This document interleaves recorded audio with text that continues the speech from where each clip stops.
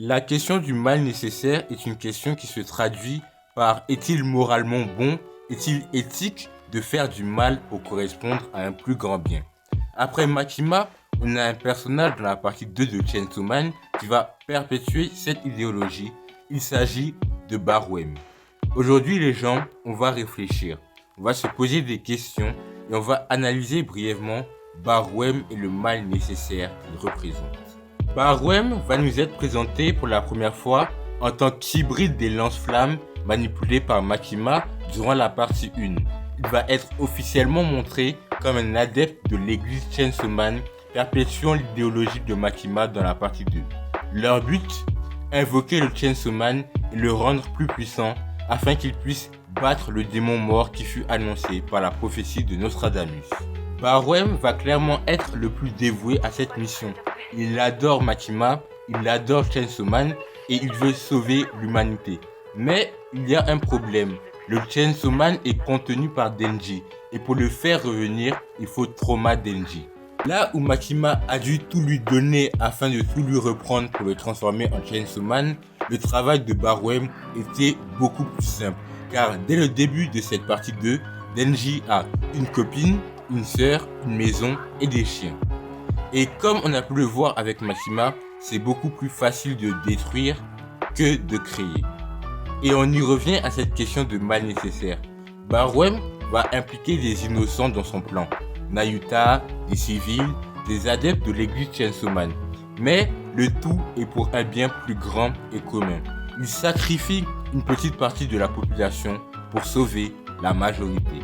Finalement, ce mal nécessaire est, comme son nom l'indique, nécessaire, car s'il ne le fait pas, c'est bien toute la planète qui va se faire éteindre. Et de plus, qui va le faire si ce n'est lui? Le problème ici, ce n'est pas la notion du mal nécessaire, mais l'humain qui l'exécute, à savoir Barwem. Il est sadique, il n'a aucune empathie. Il tue des enfants et des chiens innocents afin de traumatiser d'autres enfants, et le tout avec le sourire. Ce qui gêne, ce n'est pas le mal nécessaire en lui-même, mais c'est le fait que Barwem soit sans scrupules. Maintenant, faisons une petite comparaison avec Denji. Denji veut vivre en étant chill, mais cela implique que l'humanité périsse. Donc des innocents vont mourir, mais c'est nécessaire pour son bien qu'il considère plus important. Du coup, les deux personnages incarnent la même idéologie. Denji, à travers son égoïsme, représente le mal nécessaire et Barwem, à travers son altruisme entre grosses guillemets, représente aussi le mal nécessaire. Mais qu'est-ce qui les différencie? Barwem est un adulte, conscient de ce qu'il fait et qui aime faire ça, alors qu'une personne adulte censée doit être contrainte voire triste de le faire. Denji, lui, est un enfant inconscient de ce qu'il fait et victime d'un pouvoir beaucoup trop grand pour lui. L'opposition entre les deux est très forte et nous montre que finalement, tout est une question de POV.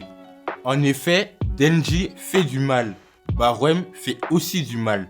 Donc je vous pose la question, en quoi le mal de Denji serait moins grave que celui de Barwem?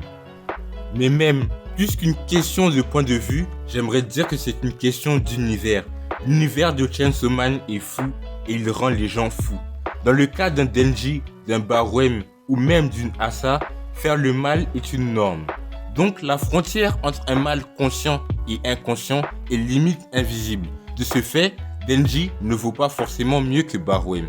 Avec tout ça, j'aimerais conclure que le mal nécessaire n'est qu'une question de cadre, de contexte, de point de vue et de morale. Tout le monde n'a pas le même point de vue sur les mêmes choses, ni la même éthique. Barwem ne le représente que trop bien. Nous, lecteurs, le détestons et le haïssons car il a fait du mal à nos protagonistes. Mais du point de vue du citoyen lambda de Chainsaw Man, c'est peut-être un héros qui va sauver le monde. Barwem est peut-être méchant et sadique, c'est vrai, mais Denji, comme tous les autres, ne sont pas forcément différents de lui, juste qu'ils ne sont pas au courant qu'ils le sont.